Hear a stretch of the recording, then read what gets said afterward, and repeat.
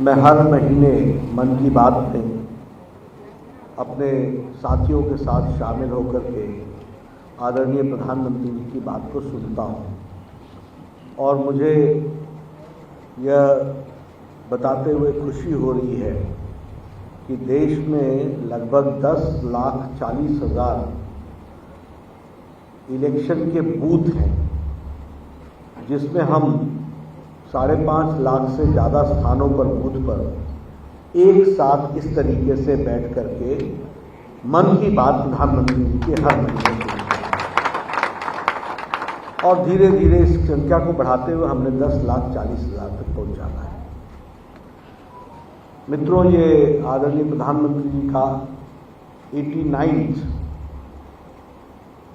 मन की बात का एपिसोड था, संस्करण था। ये 89 बार आज जो उन्होंने बोला, ये 3 अक्टूबर 2014 से प्रारंभ हुआ और तब से लेकर निरंतर हर समय हर महीने उन्होंने हम सबको मन की बात में जोड़ा है।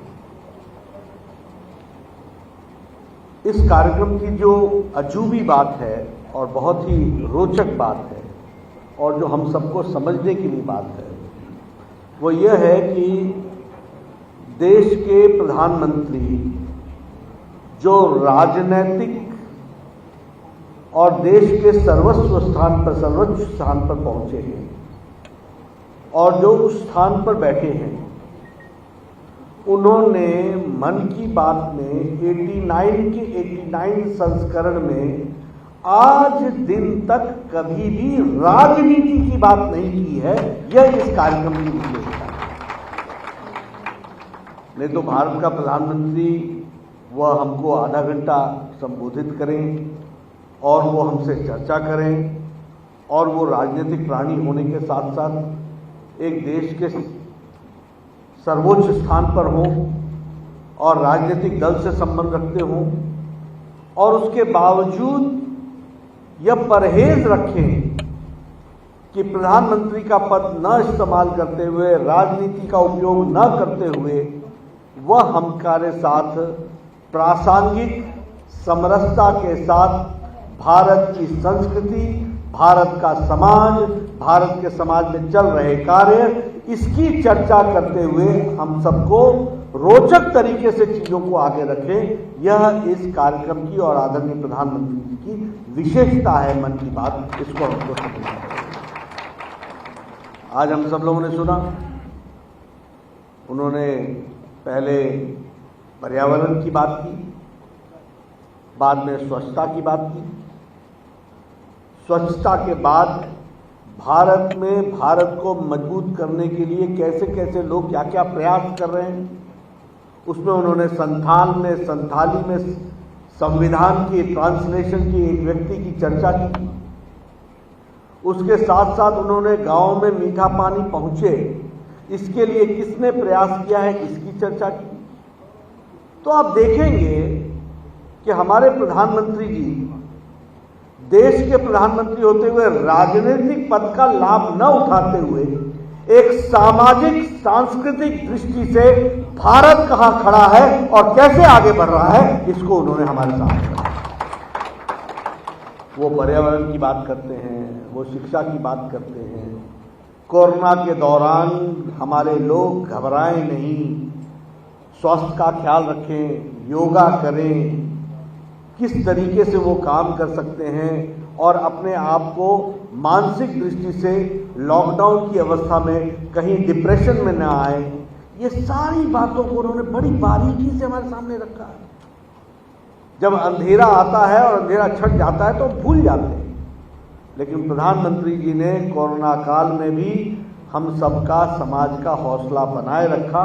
और आज हम ये गर्व से कह सकते हैं कि जब पाश्चात्य देश अपने सामने कोरोना के सामने घुटने टेकते हुए दिखे, तो विश्व में सबसे ज्यादा वैक्सीनेशन, फास्टेस्ट और लार्जेस्ट वैक्सीनेशन प्रोग्राम आदरणीय प्रधानमंत्री जी के नेतृत्व में हुआ, तो वह हमारे भारत में हुआ। और इसीलिए आज ये तस्वीर हम देख रहे हैं, किसी के चेहरे पर मास्क नहीं है और सब बड़े नजदीक नजदीक बैठे हुए हैं।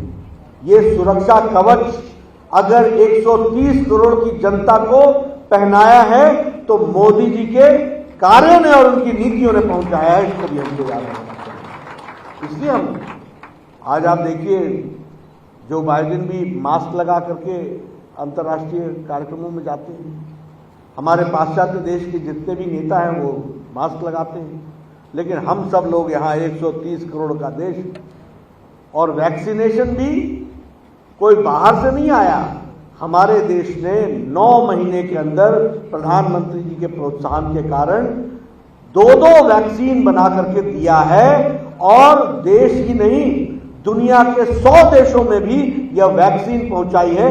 18.5 करोड़ डोजेज पहुंचाया है, और जिसमें से 1,50,00,000 डोज 48 देशों में मुफ्त पहुंचाया है, और भारत में वैक्सीनेशन मुफ्त किया है, इसको भी हमको याद रखना चाहिए।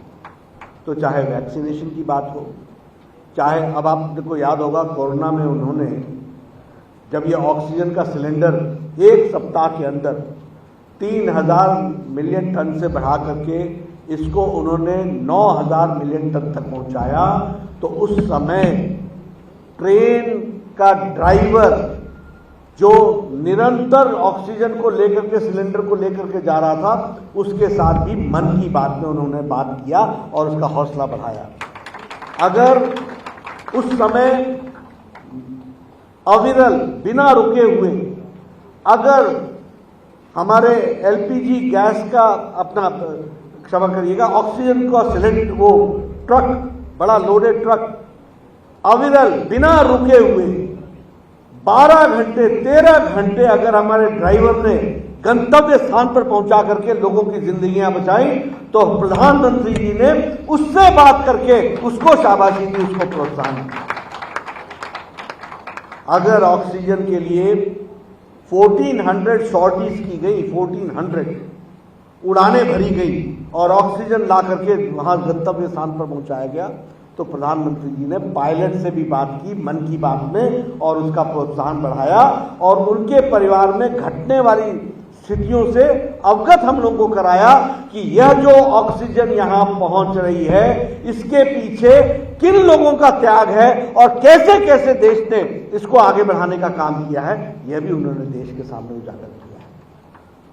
यह मन की बात एक बहुत अनूठा कार्यक्रम जो प्रधानमंत्री जी ने शुरू किया है।